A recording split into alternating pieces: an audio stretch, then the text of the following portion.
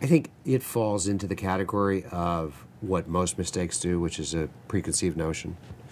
I worry about that. I'm not entirely sure that they had their minds made up, because these are people I work with and respect. But I think to some degree they might have.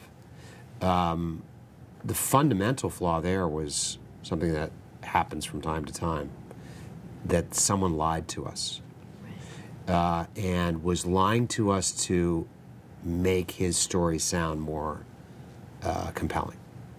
And, you know, were there reasons to suspect that he might be? There could have been, and I think that's a flaw too.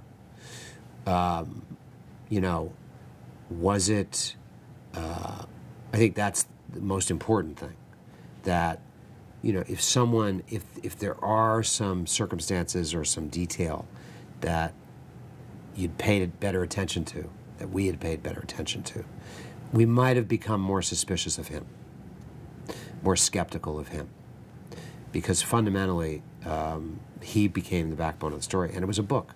It's David Davies. Yeah. Is his name, right? Yeah, and it was a book. Mm-hmm. You know, and again, it's frustrating because for the most part, a book isn't vetted the same way 60 Minutes is. You know, it's someone's account of what happened, and you know, factually it was wrong, and it was, you know, it seems to me it was done to build himself up, and we got hurt by it, you know, pretty severely, as we should, by the way.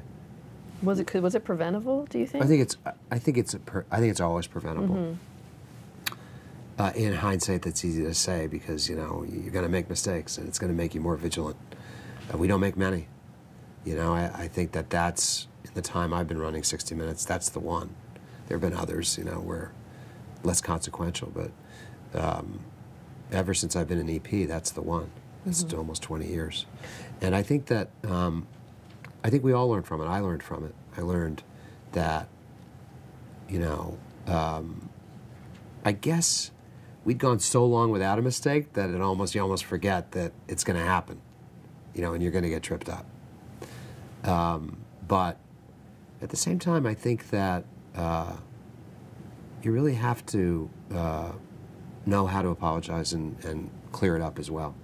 Talk about that, about having Lara Logan go on and issue a retraction, basically. Yeah, I mean, I don't know what else to do. And that's one of the things Don Hewitt said, and I don't think was done well with the Bush documents story, that when you make a mistake, own up to it. I mean, you know, we got criticized for not owning up to it enough, and I'm sure we could have done that better too.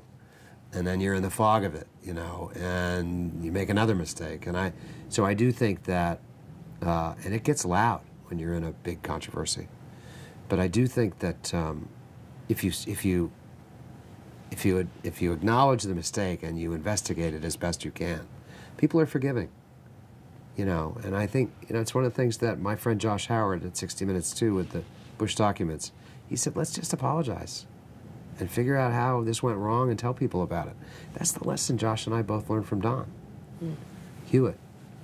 You know, get out there. I mean, you know, 60 Minutes had some moments once Don went on to apologize for a story, because nobody else would go on because he wanted to do the story, or Phil Scheffler wanted to do the story. And it was a story about what they called a mule, which was drugs being, you know, ingested in a condom or something, and taken across borders. Well, it was all made up. So Don actually had to go on TV and explain it. But, you know, we learned from that, and that people expect you're not perfect. And you're going to make a mistake, but you better damn well explain it as best you can. Were there disciplinary actions taken after that? Yeah. Laura was suspended, and Max, her producer, was suspended. And I think basically because, as I look back on it, that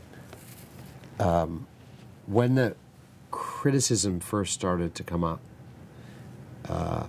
they should have been more willing to consider it. And they doubled down. Mm-hmm.